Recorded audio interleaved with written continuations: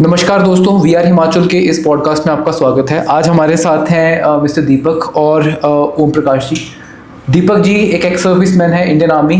4 साल से अपने गांव धर्मपुर के अंदर ये स्टोन क्रशर की प्रॉब्लम को झेल रहे हैं। इनके एरिया में बहुत ज़्यादा प्रॉब्लम चल रही है। साथ में ओम प्रकाश जी भी हैं जो उसी गाँव के निवासी हैं। उनके घर को बहुत प्रॉब्लम है बिकॉज उनके घर के पास से ट्रक्स एंड टिपर्स निकल रहे हैं। बहुत इस चीज़ को इन्होंने उठाया हुआ पिछले 4 साल से, पर कभी कोई एक्शन नहीं हुआ। आज थोड़ा सा इनकी स्टोरी को समझते हैं और धर्मपुर, हरोली, उन्ना इस गांव की प्रॉब्लम को थोड़ा सा समझने की कोशिश करते हैं। दीपक जी, ओम प्रकाश जी, बहुत बहुत स्वागत है हमारे पॉडकास्ट पे। Thank you sir.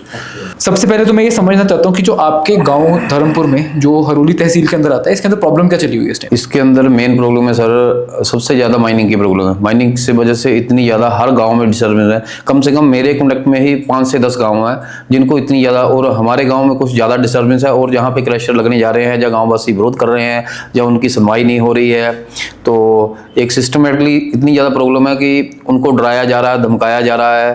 तो किसी भी तरीके से खनन इतना हावी हो चुका है ये चीज़ हमारे, खासकर बात करूं तो जितना कि मैं हमारी हरोली कॉन्स्टिट्यूंसी में, तो उसमें से किसी की भी कोई सुन नहीं रही है। जबकि मैं अपनी पर्सनली बात करूं तो मेरे को कम से कम 4 साल हो चुके हैं इन क्रैशर के पीछे में पड़े हुए कि ये क्रैशर नहीं लगे, जो सब कुछ अनलीगल है। विद मेरे पास डॉक्यूमेंट हर एक प्रूफ है। जो आप ये बात कर रहे हो माइनिंग की, जी सर, प्रॉब्लम स्टोन क्रशर है। जी सर। और ये धर्मपुर में लगे हुए हैं? जी सर, धर्मपुर में। ये लीगल तरीके से लगे हैं कि इलीगल तरीके? ये सर बिल्कुल ही अनलीगल तरीके से लगे हैं। तो इसका हमें जब गांव वासियों को पता चला था 2021 लास्ट में, तो तब से हमने शुरू कर दिया भी कैसे बंद होंगे। कि हमें पता चला कि यहाँ पे क्रशर लग रहे हैं, तो हम उसमें गांव वासियों को इकट्ठा करके 2-3 महीने में डिस्कशन करके फिर इसका क्या है, कैसे प्रॉब्लम का हल हो, फिर हमने आरटीआई डालनी शुरू हुई। तो उसके बाद हम जुलाई 2022 में हम एसडीएम हरोली उनके पास गए। मैं थोड़ा सा आपको ये दिखाना चाहता हूँ। एसडीएम हरोली के पास गए हम, 25 से 30 गाँववासी इकट्ठे हो गए कि हमारी ये प्रॉब्लम है। तो ये यहाँ पे हमारे को जो किसान है, जो हमारे छोटी छोटी ज़मींदार है, जो अपने वहाँ से, जिसकी 5 कनाल ज़मीन है, किसी की 10 कनाल ज़मीन है, तो वहाँ से खेती बाड़ी करके अपने परिवार का पालन पोषण करते हैं। तो उसी वहीं से अनाज, उनके पूरे हर साल का अनाज होता है। थोड़ी बहुत ही सब्जी लगाती है, अपने उन्ना मंडी में आके बेच दी, उससे अपना गुजारा चल रहा है। पर एक बात बताओ, स्टोन क्रशर लगाने से आपको प्रॉब्लम क्या उसके अंदर? हमारे को प्रॉब्लम ये है कि वहाँ पे जो साथ में ज़मीनें हैं उसका वाटर लेवल पूरा डाउन हो जाएगा। और साथ में ज़मीनें हो जाएगा कि हो गया है? हो गया है, फिलहाल अभी तो हो गया है, क्योंकि ये लगने के पहले की बात थी जब हमने विरोध करना शुरू किया था। और उसके बाद में साथ में जो ज़मीनें लगती हैं उनके पास कोई भी रास्ता नहीं है, किसी भी रास्ते से ज़बरदस्ती जा रहे हैं। और उसके बाद जहाँ पे इन्होंने स्टोन क्रशर लगाए हैं वो ज़मीनें हैं जो कि इतना अधिकार है, वो ज़मीनें हैं गाँव वासी किसी और की। जो ज़मीनें इन्होंने ली है वहाँ पे क्रशर लगाई नहीं है, साइड किसी और जगह लगाई है, दिखाई कहीं और गई है। और तो बात करूँ मैं आपसे, आपके पास एक मैप था जो आप मैप दिखा? जी सर, हम उस मैप के ऊपर देख के समझते हैं इस चीज़ को। जी सर, ये मैं इसको आपने खोल के सामने लगा लेना हम, ताकि हम लोग देख सकें इसको। ओम प्रकाश जी, आप प्लीज़ हेल्प करिएगा इनको पकड़ने में। ओके, ये जो सर 2 स्टोन क्रशर है, ये एक जहाँ पे दर्शा रहा है, जो कि हमें दिखाया जा रहा है केएच नंबर खसरा नंबर 5158 में, तो एक दिखाया जा रहा है 5209 में। जबकि एक्चुअली रियल स्टोरी ये है कि जहाँ पे ये स्टोन क्रशर इस जगह पे है ही नहीं है। इस जगह से हटा के स्टोन क्रशर कहीं और है, जो कि जहाँ पे मालकों की जगह है। ये जहाँ पे मैं आपको दिखाना चाहूँगा 5204 नंबर में, जहाँ पे 8 से 10 कनाल 5-6 मालिक हैं इस ज़मीन के पट्टे के, जो कि जिनकी ये ज़मीन है, इसमें इन्होंने अपनी पूरी क्रशर लगा लिया है। एक नंबर है जहाँ पे आपको दिखाना चाहूँगा, ये 5160, ये दोनों क्रशर के बीच में नंबर है। ये मालिक ने दिया भी नहीं है, लेकिन इन्होंने, प्रशासन ने इस नंबर की भी इनको एनओसी दे दी है कि ये इन्होंने कहा कि मालिक से ले लिया है, जबकि मालिक ने केस लगाया है। उनको अपनी मालिकों को जगह नहीं मिल रही है, कहाँ पे इन्होंने अपने क्रशर स्थापित कर लिए है वहाँ पे। तो दूसरी बात मैं आपको दिखाना चाहूँगा, इसी जगह में ये जो क्रशर है, मैं आपके सामने मैप दिख रहा है, तो इसमें से 35 से 40 ट्यूबवेल है जो कि किसानों ने अपना पैसा खर्च करके अपनी कृषि के लगाए हुए हैं। सन 88 में फ्लड आने के बाद तो ये जो ज़मीनें पूरी उपजाऊ हुई, उसके बाद सरकार द्वारा रिक्वेस्ट करके हमने ये, जहाँ पे सरकार ने जो हमारा हम बात करूँ तो चलेड़ा से रामपुर पुल की साइड आता हुआ जो बांध है, वो बांध रिक्वेस्ट की कि आगे से ये बाढ़ का खतरा हमारे चैनलाइज कर दिया उसको। चैनल कर दिया, रिक्वेस्ट करके सरकार ने ये चैनलाइज कर दिया। जबकि इस टाइम ये खनन माफिया इसी चैनल आई का प्रयोग कर रहे हैं। कहूँ बात मेरी, वहाँ पे हमारी मालकों की ज़मीन दोनों साइड पड़ती है, जो अभी भी कागजों में मालकाना हक है। तो हमने जब उनको रोका वहाँ पे, तो उन्होंने हमें बोल दिया कि ये सरकारी ज़मीन है। तो वहाँ पे फिर अभी हमने वहाँ पे स्टे भी लिए रखी है, लेकिन फिर भी ये ज़बरदस्ती वहाँ से। उस चीज़ के ऊपर मैं बाद में आता हूँ, बात पहले से मेरे को एक बात बताइए, ये जो आपने सड़क के नीचे उधर हल्के हल्के गोले लगा के रखे हुए हैं पिंक कलर में, ये क्या चीज़ है? ये सर ट्यूबवेल दर्शाए गए हैं। ये आप लोगों के अपने ट्यूबवेल्स हैं? हाँ जी सर। और इन स्टोन क्रशर वालों ने भी यहाँ पे ट्यूबवेल लगाए हुए हैं? हाँ जी सर, इन्होंने भी यहाँ पे से 2 या 3 ट्यूबवेल लगाए हुए हैं। 2 या 3 ट्यूबवेल लगाए हुए हैं। हाँ जी। इस मैप को मैं स्कैन करके आपको साथ में दिखाऊंगा अभी, ठीक है? और दूसरी बात है, ये जहाँ पे आबादी से 500 मीटर डिस्टेंस होता है इस स्टोन क्रशर का। बात करूँ मैं अपनी, जो कि अभी जो हमारे रेवेन्यू डिपार्टमेंट है, मेरी आबादी जहाँ से केवल 160 मीटर है, ये 5519 मेरी आबादी है। ये जहाँ पे मेरी आबादी है, मेरा सन 80 का अभी भी 2 कमरे वहाँ पे है। तो ये बात करें कि वहाँ पे एक आबादी है, अब हम उस एक आबादी के एक फादर के आगे 6 भाई ने, 6 हिस्सेदार है। तो हम बात करें तो जहाँ पे एक आबादी ना हो गया, अभी 6 आबादियाँ हैं। दूसरी आबादी की बात करूँ मैं, दूसरी आबादी ये कांगड़ की आबादी है। कांगड़ का मैप मेरे पास दूसरे पास स्केच है, जो कि 450 मीटर है। दोनों आबादियाँ क्रशर के अंडर है। ये लाइव आबादी है, यहाँ पे अभी रह रहे हैं, यहाँ पे रह रहे हैं। 470 मीटर है, लेकिन वहां पे कोई नहीं पूछ रहा। मतलब आबादी के बीच में बना दिया हुआ है? आबादी के साथ में, यानी कि आबादी का इनको डिस्टेंस, जो हमारे पास डिस्टेंस है जो हमने लिया हुआ है, वो 500 मीटर चाहिए आबादी से। दोनों आबादियों को भी अंडर है ये, तीन आबादियों के अंडर है। तीसरी आबादी एक और है, 3 आबादियों के अंदर है ये क्रशर। तो उसके बाद बात करूं मैं इसकी, इसमें जो ये भूमि है पूरी मालकों की, यहाँ से जो है अपना रोजमर्रा जिंदगी का अपनी मेहनत करके, जहाँ फसल उगा के अपने बच्चों का पालन पोषण हो रहा है, उससे गुजारा चल रहा है। पहले मेरा क्वेश्चन आपसे एक है जी सर। जब आपने देखा कि इन लोगों ने अपने एलोकेटेड जगह के बाहर जाके लोगों की जमीनों के ऊपर इन्होंने बनाया हुआ, जैसे आपने कहा कि वो 5204 नंबर का आपने एक नंबर दिखाया, जी सर, उसके अंदर बनाया हुआ है, जी सर, तो आपने किसी डिपार्टमेंट को कंप्लेंट की इस चीज की? जी सर, हमने इसके बाद एसडीएम हरोली डिपार्टमेंट, और ये देखिए मेरे पास पूरी एप्लीकेशन है। जब हम गए एसडीएम हरोली, डीसी साहब के पास गए, उसके बाद हम माइनिंग ऑफिस में गए, एसडीएम हरोली, तो उसके बाद माइनिंग ऑफिस, हम सब जगह गए कि ये क्रशर हमारी ये बहुत गलत लग रहे हैं, और जो गाँव वासी इसका कड़ा विरोध है, और जो एनओसी हैं गलत तरीके से दी गई हैं। तो अच्छा, उन्होंने कहा ठीक है हम देख लेंगे, लेकिन उसके बाद कोई एक्शन नहीं हुआ उस पर किसी का भी। बकायदा कि हमने रेवेन्यू डिपार्टमेंट को, हमने 1.5 साल हो गए हमें निशानदेही अप्लाई की हुई। कहने वाला था कि आप निशानदेही अप्लाई कर लो, पता चल जाएगा जमीन किसकी है। जी सर, तो हमने इसके विषय में हमने रेवेन्यू डिपार्टमेंट को हमने फाइलें जमा करा दी जी। पहले तो हमें 7-8 महीने तो हमारी फाइलें, हम जब पता करने की हमारी फाइलें कहाँ हैं, आपकी फाइलें, वो तो इधर है ही नहीं, वो तो कहीं और चली गई हैं, हमें पता नहीं कहाँ गई। एक किसी की टाली आड़ में थी और किसी में किसी जगह थी। अच्छा, फिर उसके बाद हमने दोबारा एप्लीकेशन अप्लाई की, दोबारा एप्लीकेशन अप्लाई किए वो भी 1 साल हो गया है, लेकिन उसका भी कोई एक्शन नहीं। हम 2 बार जाकर रिक्वेस्ट कर चुके हैं कि हमारी फाइलें कहाँ हैं, क्योंकि जब भी उसके बाद अभी लेटेस्ट पंचायत ने निशानदेही करवाई वहाँ पे एक सड़क बनाने के लिए, गाँव की सड़क बनाने की निशानदेही हुई, लेकिन हमने उस टाइम पूछा कि हमारी फाइलें कहाँ हैं। पहले तो हमने कराई है, ये तो अभी 1 महीना पहले आपकी लेटेस्ट हुई है, तो हमारी फाइलें क्यों नहीं निकालेगी? मतलब आपने 1.5 साल से निशानदेही ली हुई, आपकी निशानदेही नहीं कर रहे? नहीं कर रहे, क्योंकि वो स्टोन क्रशर के रिगार्डिंग है। हाँ जी। पर अगर रोड बन रही है या कोई छोटा मोटा काम है तो उसकी निशानदेही करी जा रही है? नहीं, सिर्फ रोड के लिए, रोड बना रहा है, रोड बन रहा है क्रशर वालों के लिए।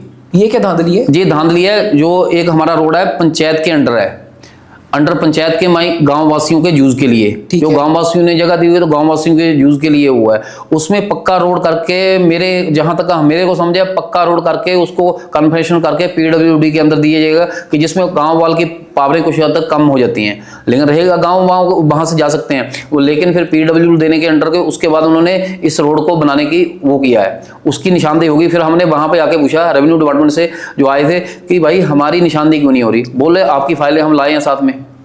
देखो फाइलें लाई हैं, तो मैं क्या निशानदेही दो, तो आप निशानदेही तो तभी दोगे अगर किसी को, जब अगर आप गांव वासियों के लिए नोटिफाई करोगे।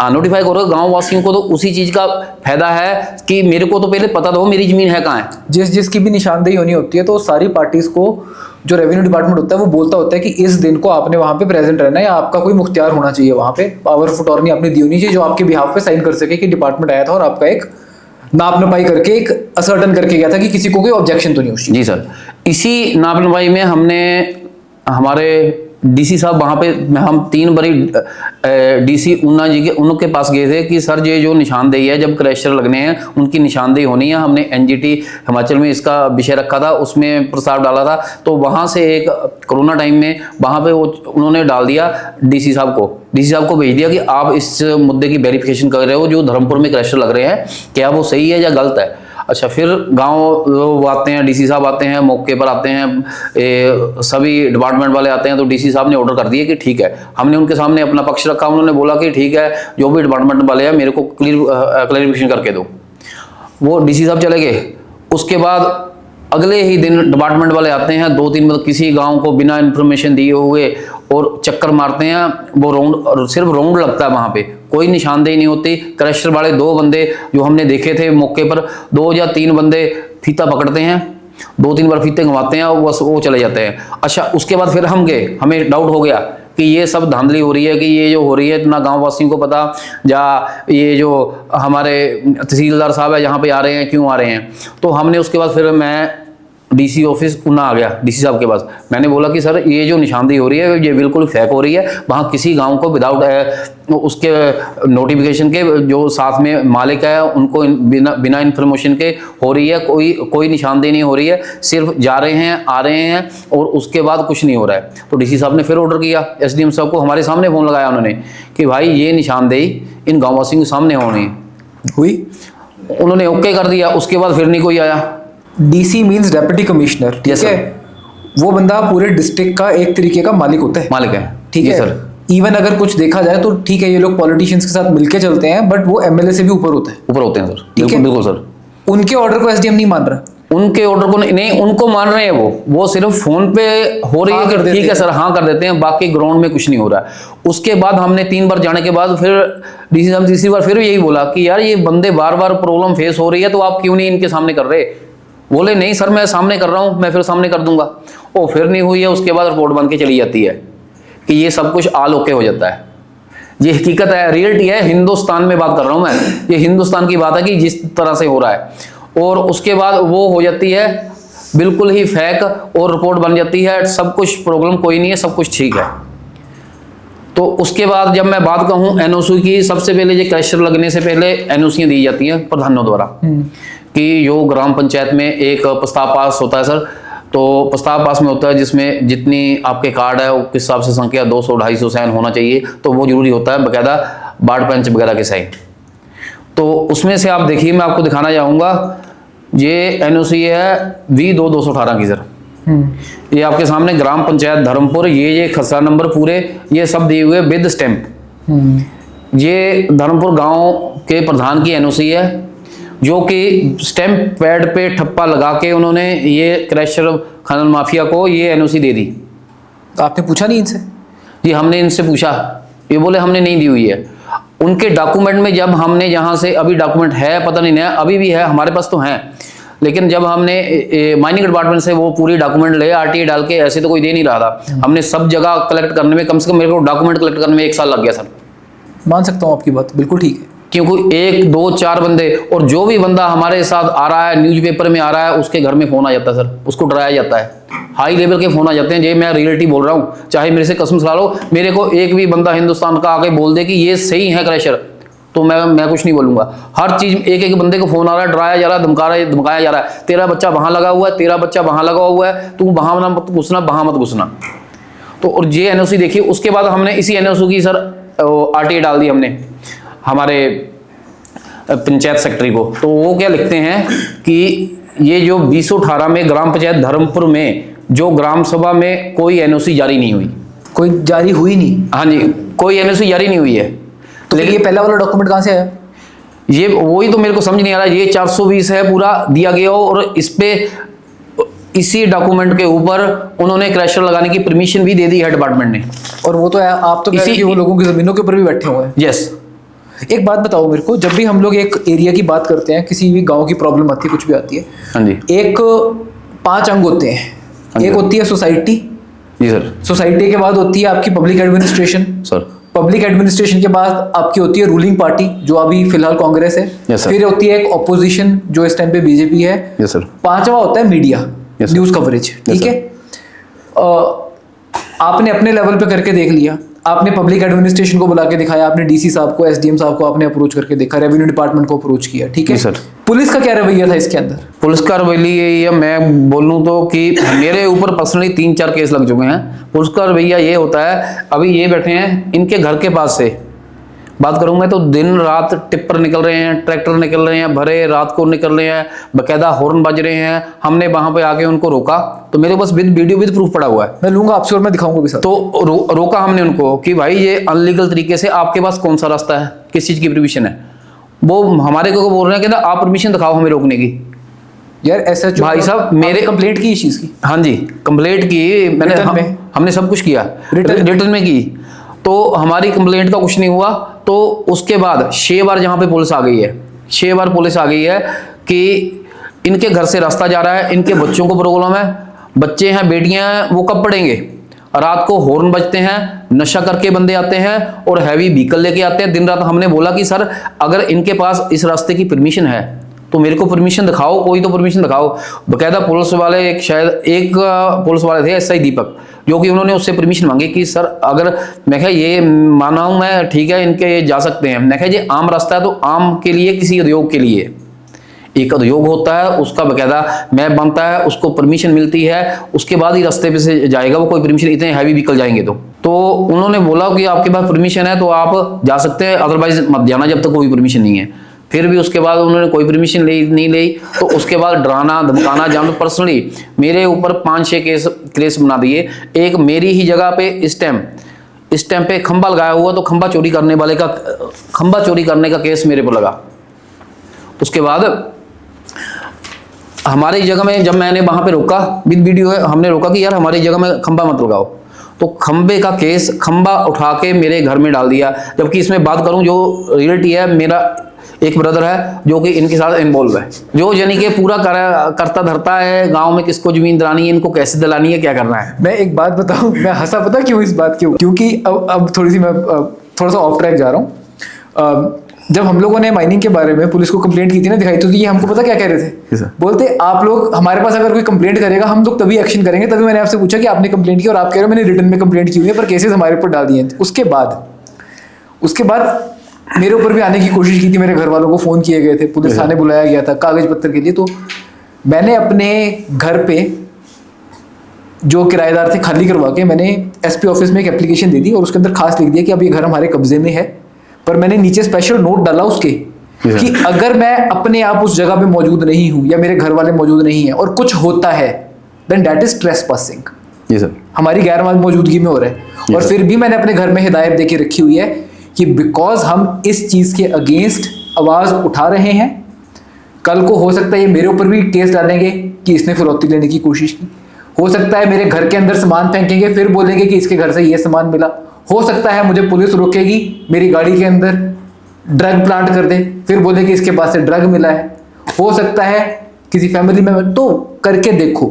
पर जिस बंदे के पास कागज होते हैं ना, फिर वो इतने ज्यादा होते हैं, उसके अंदर एक केस मैटर नहीं करता होता बैठ के, और भी कागज बहुत है सर। इसके बाद मैंने, अच्छा उस अशोक कुमार है जो, मैं कहा यार, मैंने उसको फोन किया, फिर क्रशर में लगा, मैं कहा तू ऐसे बोल रहा है, ऐसे कर रहा है यार, तू ये झूठे केस क्यों बना रहा है। उसकी रिकॉर्डिंग है बकायदा मेरे पास।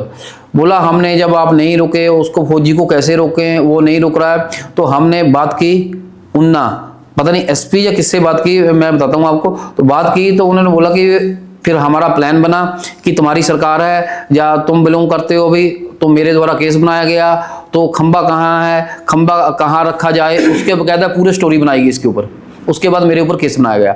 उसके बाद एक केस अभी बनाया गया, जब हमारी अभी एनजीटी ने इनको वो दे रखी है, रोक रखे हैं, जो उनकी कंडीशन है इनकी अभी तक अप्लाई नहीं हुई है, तो जब रोक रखे हैं तो हमने वहाँ पे एनजीटी में जब फोटो खींची इनकी, तो उसके वक्त फिर हमारे पर केस बना दिया गया कि भाई ये रोकते हैं, दूसरे की प्रॉपर्टी जाते हैं, जबकि उनकी प्रॉपर्टी है ही नहीं है, प्रॉपर्टी हमारी, हम जाने हैं तो हमारे ऊपर केस है उल्टे कि आप जा रहे हो, जान से मारने की धमकियां दे रहे हो, और 50 बंदे, हम 2 बंदे उनको मार देंगे जान से। तो इसके अंदर फिर आपने मंत्रियों से बात करने की कोशिश की? Yes sir. वहां से क्या रिस्पॉन्स आया? वहाँ से रिस्पॉन्स पहले मैं बात करूँ तो ये अभी जो इलेक्शन 2.5 साल पहले हुए थे, जो हमारे एमएलए या मुख्यमंत्री के, तो उस टाइम पे बात हुई थी। तो हमारे गांव वासी सभी मिलके कांगड़ में गए थे मुकेश जी के पास। तो मुकेश जी, उसकी भी फोटोग्राफ है मेरे पास, मैं बाद में दिखाता हूँ आपको वो। तो वहाँ पे गए थे, तो वहाँ पे मुकेश जी ने बकायदा बोला था कि ये मेरे कॉन्स्टिट्यूंसी में मेरे छोटे से गाँव के अंदर 2-2 क्रशर नहीं लगेंगे। अगर लग गए, किसी सरकार ने गलती से लगा दिए, मैं दोबारा रिपीट करना चाहूँ, किसी सरकार ने गलती से लगा दिए तो ये स्टोन क्रशर यहीं पे गल के जाएंगे। ओके। उसके बाद क्या होगा, गाँव वासी आ गए जो गए होते 40-50 आदमी, तो वो आगे विश्वास हो गया हमें, क्योंकि हमारे गाँव वासियों ने, हम सभी ने उनको हरदम जहाँ से लीड देके भेजा, तो हमें पता था, विश्वास था कि हमारे में से हैं, हमारे हैं तो ये चीज़ मानेंगे। बट उसके बाद जब उनकी सरकार हो गया, सब कुछ हो गया, जीत हो गई, अभी मंत्रिमंडल नहीं बैठा था, उधर क्रशर का काम शुरू हो गया। क्रशर का काम बंद था, अभी मंत्रिमंडल भी नहीं बैठा था, तो क्रशर का काम जोरों शोरों से शुरू हो गया। फिर उसके बाद हमारे बंदे शिमला गए, उनको मिलने बकायदा टाइम लेके शिमला गए। शिमला भी आश्वासन दिया गया कि आपके प्रधान पंचायतों में फाइल देखूंगा, लेकिन कुछ नहीं देखा गया। उसके बाद मैं बात करूं को दूसरी पार्टी के पास भी हम, जो हमारी अपोजिशन में बीजेपी, उनके पास भी गए हम कि सर ऐसे ऐसे हमारी प्रॉब्लम है, कोई तो खड़ा हो, मेरे हर चीज़ डॉक्यूमेंट है, आके देखो क्या हो रहा है क्या नहीं हो रहा, कोई तो खड़ा हो। कोई नहीं खड़ा हुआ, हमारी मदद के लिए कोई भी नहीं खड़ा हुआ। तो आप लोग गांव के अगर सारे लोग इस चीज़ के इतने अगेंस्ट हो, तो आप लोग सारे अपने आप ही इन लोगों को वहाँ से भगा देते अगर इलीगल क्रशर वाले हैं, फिर क्या होगा? यस सर, पूरे गांववासी ऐसा है कि गांववासी में इतना कोई भी वो नहीं है कि इनके विरुद्ध आवाज उठाओ। कुछ एक बंदे आवाज उठा रहे हैं, उनके देखो, मैं एक आर्मी पर्सन हूँ, मेरे ऊपर 2-2, 3-3 केस बनाए जा रहे हैं। जो एक आम आदमी है तो पुलिस की वर्दी देख कर डर जाता है, वो क्या बोलेगा इनको? वो इतने ज्यादा 50-50 आदमी काम कर रहे हैं। कोई अभी मेरे से एक बंदे ने केस मेरे पर डाला हुआ, वो कहाँ का, रोपड़ का है, जिसको मैं जानता भी नहीं, आज तक नाम नहीं सुना है। उसने मेरे को केस बना दिया उल्टा कि तेरे को इसको उसको डराया धमकाया, ये किया। डराने धमकाने की कोई रिकॉर्डिंग होगी, कुछ होगा?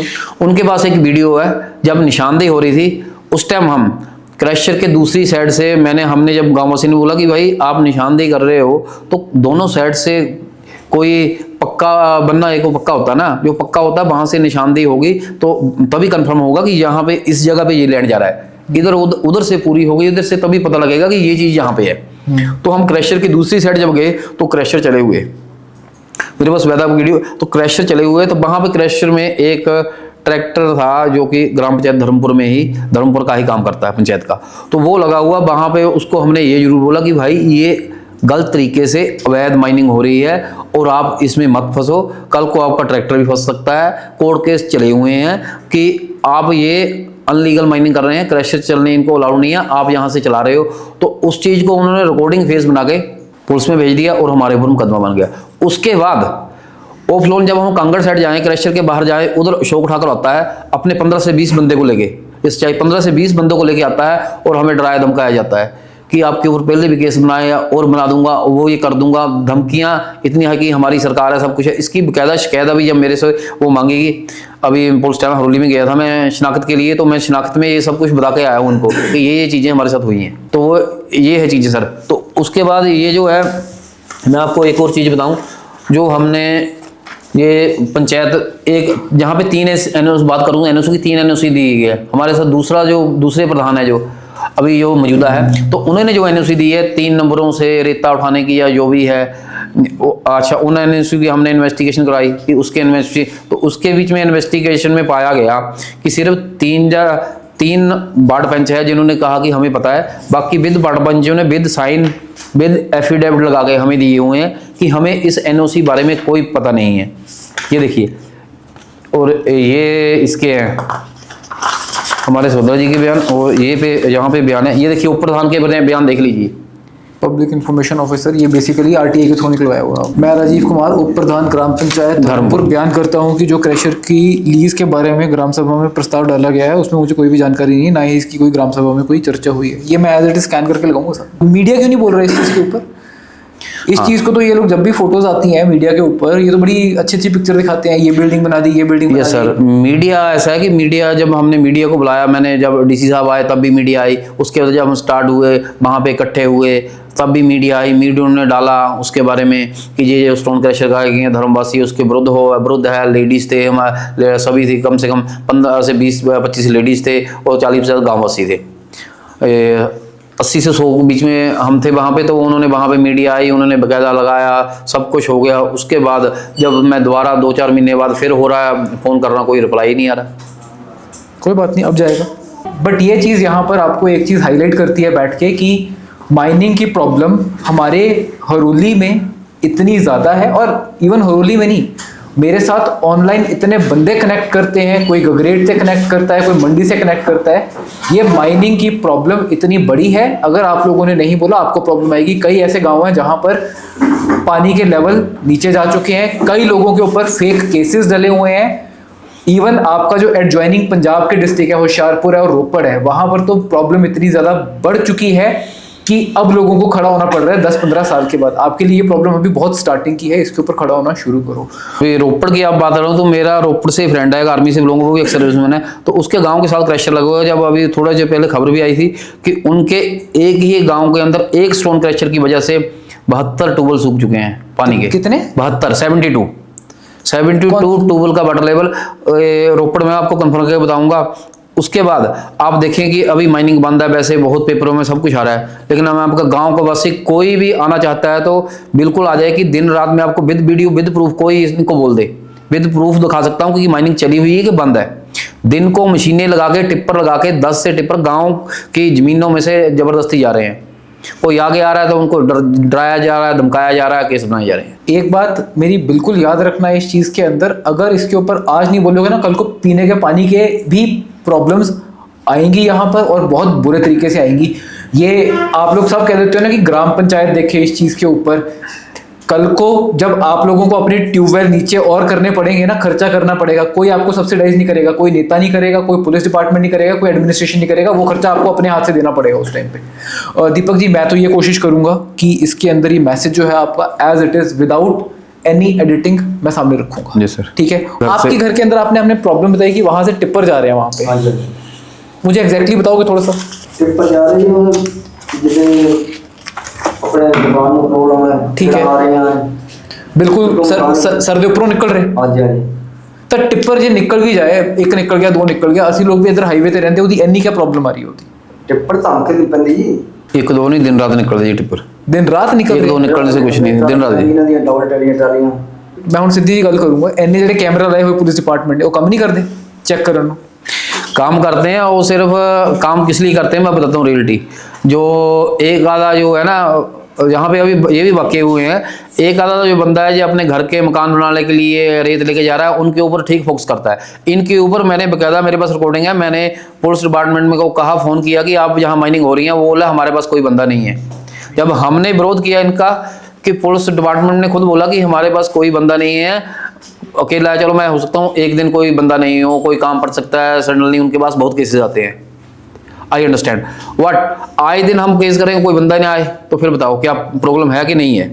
उसके बाद जब बात करूं मैं इसकी पुलिस तो माइनिंग ऑफिस में, माइनिंग से मैंने बकायदा फ़ोन करके कि आप सर माइनिंग वाले शिमला से फ़ोन किया, उन्ना में फ़ोन करो, उन्ना में किसी का फ़ोन नहीं आया।